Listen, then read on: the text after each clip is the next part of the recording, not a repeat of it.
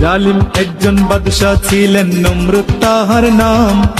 ভেবেছিলেন আল্লাহর চাইতে তিনি শক্তিমান, মহান আল্লাহর সাথে যুদ্ধ করিতেন তিনি। ডেকেছিলেন তাহার যত সৈন্যবাহিনী, আল্লাহকে মারার জন্য তীর মারে আকাশে। কাণ্ড দেখে আল্লাহ তাআলা হয়তো তখন হাসে।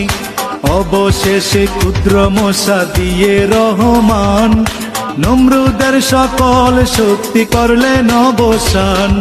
রাখে আল্লাহ মারে কে, ঠিক রাখো ঈমান। মাছের পেটে বাঁচিয়েছিলেন ইউনুস নবীর প্রাণ। সকল ফয়সালাকারী এক মহান আল্লাহ তাআলা। পাহাড় ভেঙে দরিয়া করে এই তো মাওলার খেলা। সকাল বেলার ধ্বনি আমরা ফকির সন্ধ্যা বেলা।